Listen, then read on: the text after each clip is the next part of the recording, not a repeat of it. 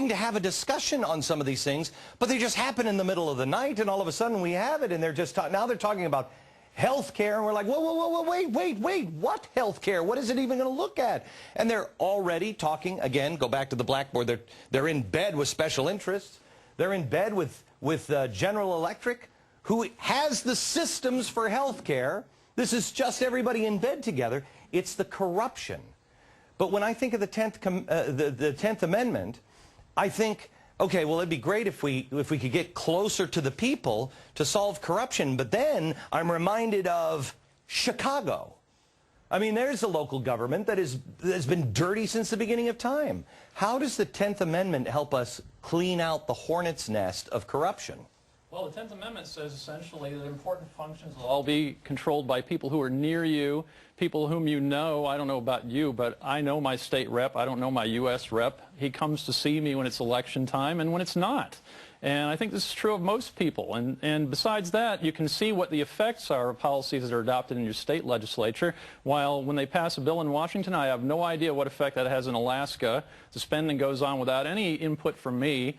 And so the bottom line is that there can be more citizen awareness, and in theory at least, and this is certainly the way it used to work when the system was closer to the one they created in the first place, there could be less corruption. There could be more citizen control of these things. And I think also another beauty of this is, you know, every 4 years we have a presidential election cycle in America, and you hear all the talking heads complain that not enough Americans vote. People aren't involved. Well, why would they be involved? It's so distant. You're only one of 300 million people, one of 100 million voters.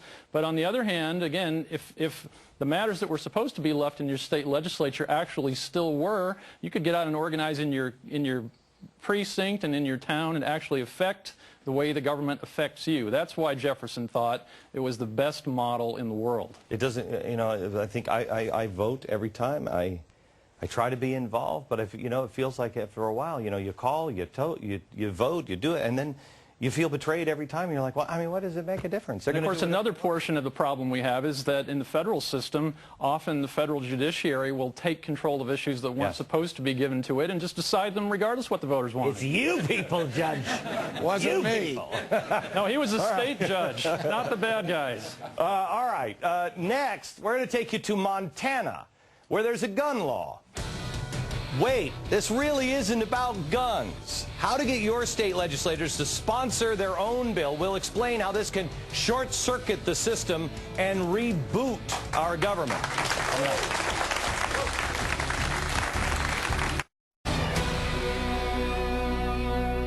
I'm Patty Ann Brown. The Guantanamo Bay detainee at the center of a Supreme Court battle over the legal rights of detainees was reportedly released today from the lockup in Cuba. The Algerian was arrested in 2001 in Bosnia for a bomb plot against the U.S. embassy there. The head of the CIA is defending his agency against charges from House Speaker Nancy Pelosi that she was misled in 2002 about the use of waterboarding. But Leon Panetta says it is ultimately up to Congress to decide where the truth lies. And today, General Motors told about 1,100 of its dealers that their franchises will be eliminated by late next year. The troubled automaker faces a June 1st government deadline to restructure or file for bankruptcy. Glenn Beck is back in a moment, but first, special report host Brett Baer. Save me, Brett, please. He's throwing M&Ms. Coming up, the president issues another reversal, this time on military tribunals for terror suspects. Join me at 6 for special report. Be the best that you can be. We don't want our government to do anything for us. We want everything we can do for the United States of America. That was 1 month ago today, believe it or not, when we were at the Alamo. We're back with our special, the Civilest of Wars, which I'm pretty sure isn't a word, and I'm pretty sure that Stephen Colbert will point that out. It's part of the 9/12 project. How are you going to take your country back? First, I have to say, Patty Ann, you were, I mean, a round of applause. I was throwing peanut M&Ms at her, and she didn't. I said in the commercial break, I said, let's see how professional she is. I didn't think he was really going to throw the M&Ms. He said he was going to. Well, I keep my word. Okay, let me go to Gary I'm sorry, Gary. How do you say your last name? Marbut. Marbut. And Joel Bonnick. I'm sorry, I don't have my glasses. Joel and Gary are from Montana. You can tell because you don't see a lot of these on the streets of New York. Gary, this was actually your idea, this gun law. You started it.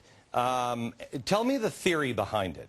Well, the theory is to challenge the Commerce Clause power of Congress with the 10th Amendment spin. What the bill says, is now the law in Montana, is that any firearms, ammunition, and firearms accessories made and retained in Montana are simply not subject to any federal jurisdiction under the power of Congress to regulate commerce among the states. Okay. Joel, you put this in. You're a state rep. You put it in. The governor signed it. It's now law. It goes into effect October 1st? Correct. Okay. Why did you do this? Well, I believe that the purpose of government is to protect our life, liberty, and our property. And when I saw this idea, I'd been aware that the federal government has been overreaching in its power for a long time. And I thought, you know, this is something that appeals to me. And I didn't go to the legislature to be a rubber stamp for more regulation. I went there to protect people's freedom. And this is a great vehicle to do that. Okay, so Gary, how does this work now?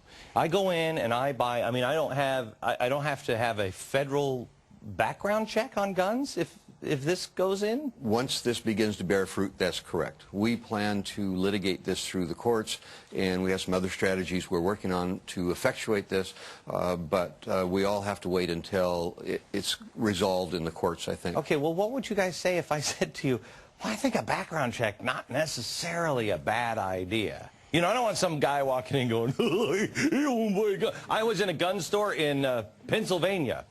And this girl, I'm not kidding you, two people walked in, some, you know, 20-year-old dope and his girlfriend, and he's like, well, what do you want? And she said, I don't know, that one's kind of cute, the pink one, I like that one. And I just looked at the guy behind the counter, I said, don't sell them a firearm. He did. I mean, I think we should have some standards. What do you say about standards, having some kind of standard? Well, we don't have those kind of people in Montana, or at least... You know what, I've been to Montana. You're right. You're right. At least we have fewer of them than you do, and we want to set our own. We want to set our own standards. Who should be allowed to have guns, and we don't want the federal standards. We're not the same as New Jersey or California or somewhere else. And if we want to put restrictions on who can possess firearms, they should be our restrictions and fit our culture and our people. But people will say, Kevin and Judge, people will say, well, we're all part of a union. We all have to work together. Kevin, you're smiling like this doesn't have a shot in hell of working. Well, there are two levels on which you have to approach this question. One is a theoretical level. On a theoretical level, the gentlemen are exactly right that the federal government is grabbing power to regulate these things and anything else that comes to mind that it's not supposed to have. And so I applaud them. And trying to figure out a way to confront the federal government and get it to rein itself in is a good idea. On the other hand, practically, first time this matter comes into a federal court, it's tossed. Judge? Well, I think the more states that do it, the more pressure there will be on the Congress to realize that the states are serious about preventing the Congress from taking power away from it. For example, if this were extended in another step further, like the state of Montana forbids all police, local, regional, and state, from enforcing federal laws in Montana. The federal government simply lacks the resources and the money to enforce all of its laws without the states helping them. So the more piling on there is, the more judges will realize something's going on here. Leah, let me go to you, because you're a representative in the state of Texas. State of Texas. With Texas, you guys get it. And no offense, Montana, but Texas is going to come up and kick your butts. You guys are also, have you taken Gary's amendment? Is that what you're trying to do, or what are you doing in Texas? We've already filed his bill in Texas, but he'll have the court case in Montana. But Glenn, I'm a 9 to 12er, served 22 years in the military because I love this country just like you do. And we see that we fought against fascism, communism. We watched socialist countries throughout the world just languish while we prospered based on free enterprise and individual freedom. We see this president and administration taking us not to the far left, but beyond that to socialism. We don't want to go there. So Representative Brandon Creighton and I filed 2 bills in Texas. The bills don't really need to pass because 30 other states did essentially the same thing. But what these bills do is reassert our sovereignty under the 9th and 10th Amendments. And we tell the federal government that if they mandate anything on us which is not fully authorized by the U.S. Constitution, we're going to challenge it and not do it. That's the only thing that we can possibly do right now. We don't want to become a socialist state. We want to challenge the federal government, and I